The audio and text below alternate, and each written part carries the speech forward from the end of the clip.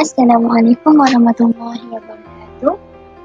Jadi untuk hari ini kita akan meneruskan pembelajaran kita berkait dengan satu topik dalam bidang fiqh. Okey. Kita akan belajar mengenai solat mercu kejayaan. Jadi untuk hari ini Ustazah tak akan masuk kepada daripada awal sebab yang Ustazah dapat info kamu dah belajar awalnya dengan Ustazah Saidah ni sampailah ke rukun solat. Jadi Ustazah akan sambung dari solat daripada sunat dalam solat. Okey. Jadi kat sini okey, nampak tak Ustazah? Cantik kan? Ustazah buat dalam bentuk TV. Okey, jadi kita akan tengok kepada solat sunat dalam solat. Sunat dalam solat.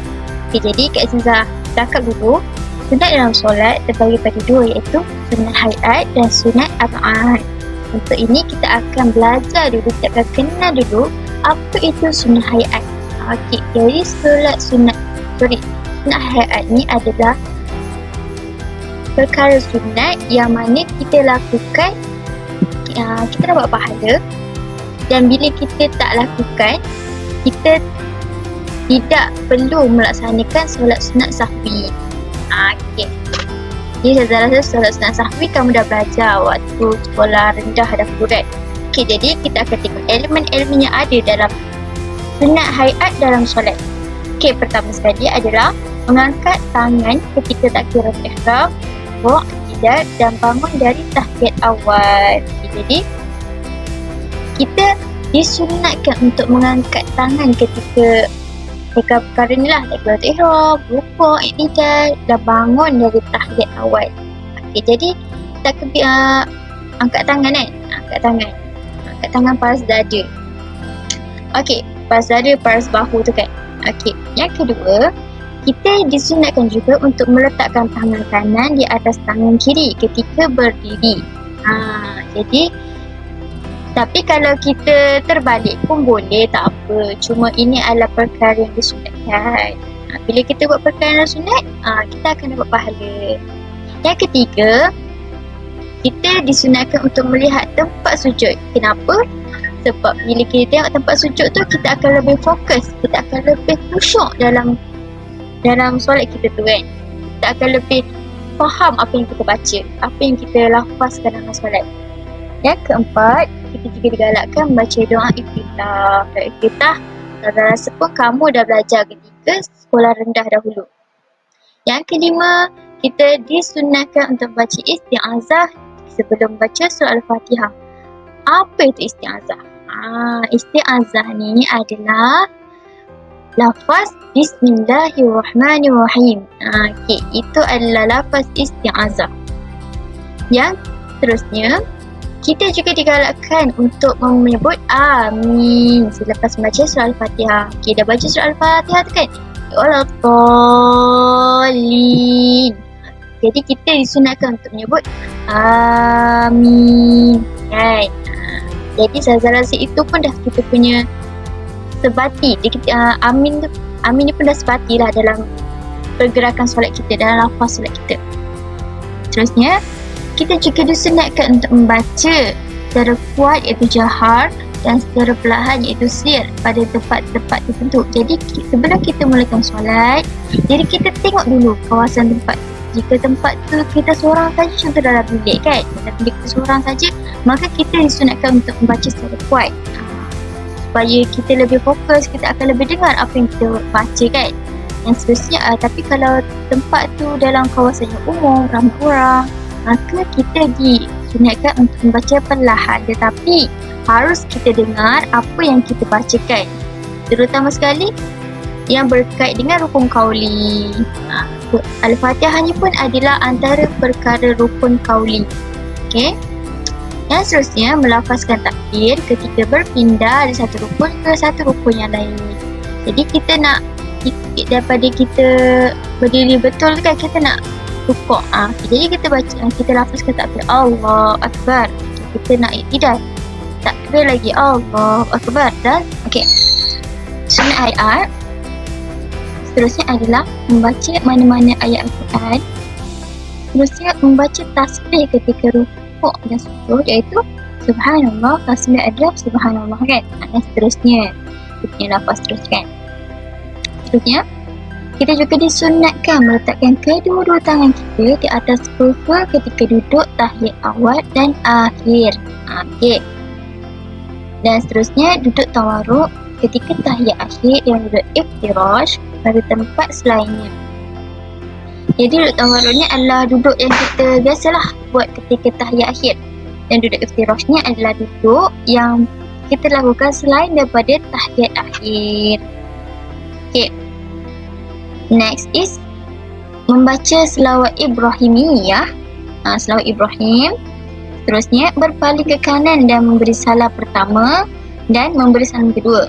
Jadi bila kita memberi salam, kita digalakkan untuk toleh ke kanan. Itu salam pertama.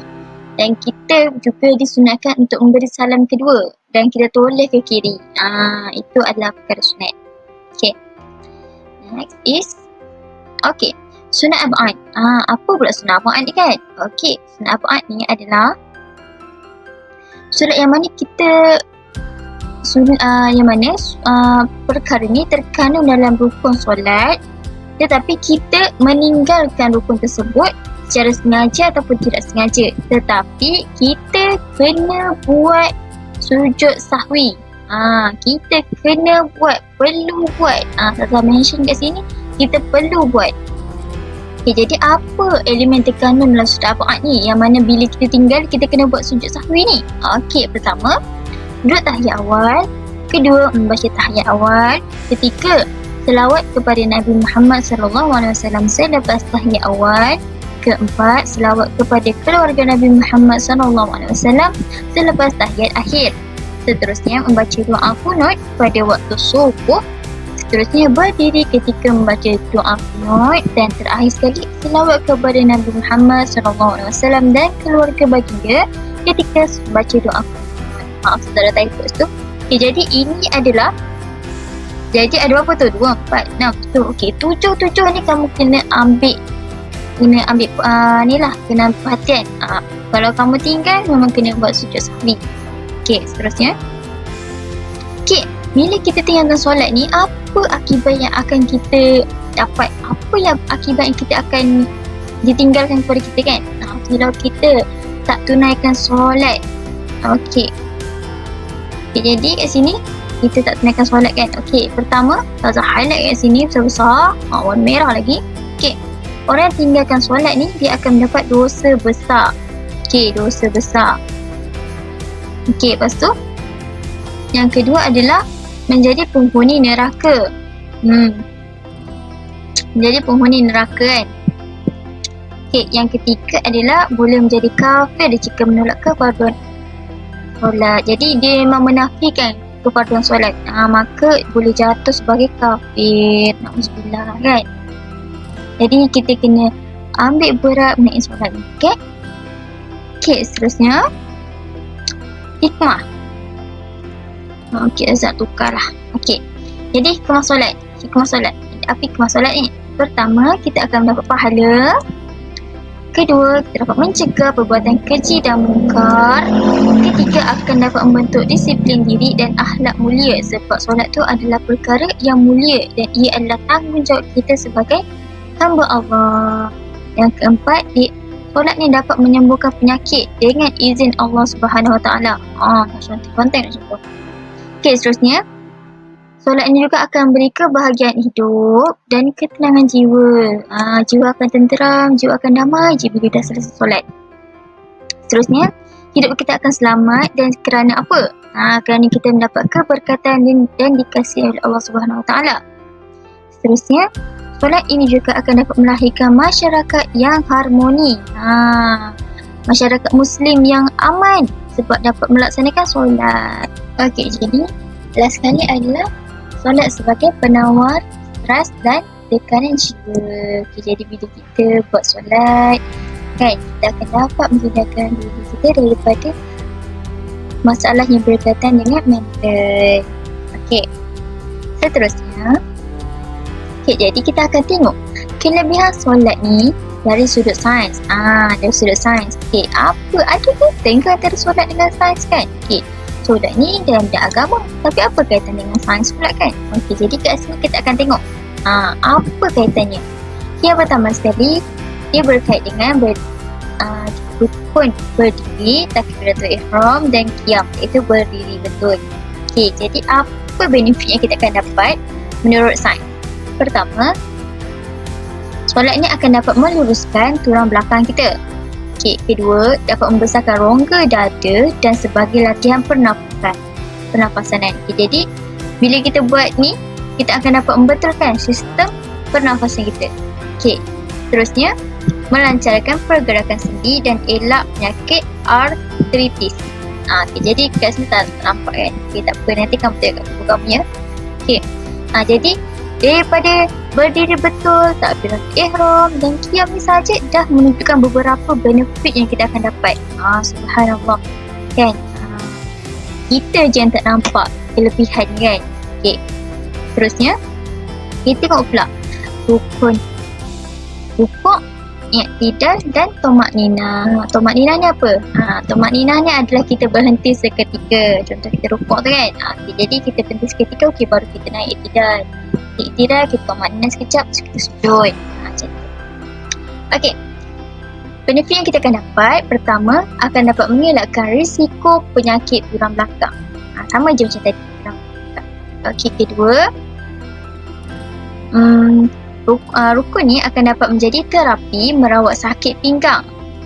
Dia berkaitan dengan ni belakangnya, tulang belakang kita, pinggang kan. Ketiga, akan memberi ketenangan dan meningkatkan kewaspadaan. Akan dapat memberikan ketenangan kepada kita. Okey. Seterusnya, untuk rukun sujud. Rukun sujud ni banyak ni, ada 5 ni. Okay, pertama sekali adalah dapat meningkatkan pengaliran darah dan oksigen ke otak. Ni sangat penting ni, oksigen dan darah kepada otak. Kan, kalau otak ni tak berjalan dengan lancar, susah kita. Kedua, dapat meningkatkan kadar denyutan jantung dan tekanan darah, dan kerana dia akan berada dalam keadaan yang baik. Okay. Ketiga, paru-paru akan dapat berkembang dan dia akan dapat mengelakkan penyakit tuberkulosis. Bukan penyakit, dia cuma macam adalah sistem dalaman kita kan, kita akan dapat elakkan lah. Okay. Keempat, kita akan dapat meningkatkan penumpuan dan daya ingatan. Kelima, proses peredaran darah akan lebih lancar. Okay, benefitnya. Okay, yang terakhir sekali, kita akan membengkokkan jari ketika sujud, rukuk iftiras dan duduk tawaduk. Okay, kita digalakkan untuk membengkokkan jari tiga perkara ni.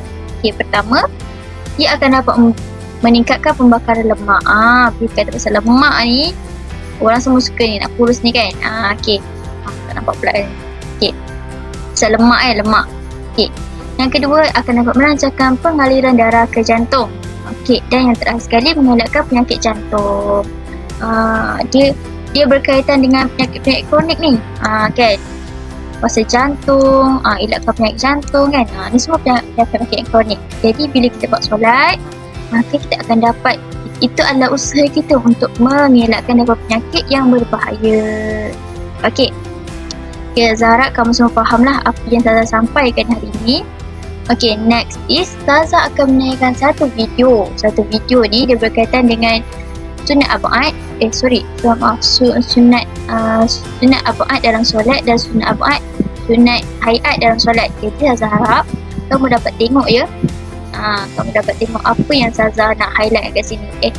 Zaza minta maaf, ni berkaitan dengan sunat ab'ad saja, sunat hayat tak ada. Tapi kamu faham kan sunat hayat tu macam mana? Okay, kat sini Zaza akan menerangkan mengenai sujud sahwi. Jadi kamu akan dapat tengok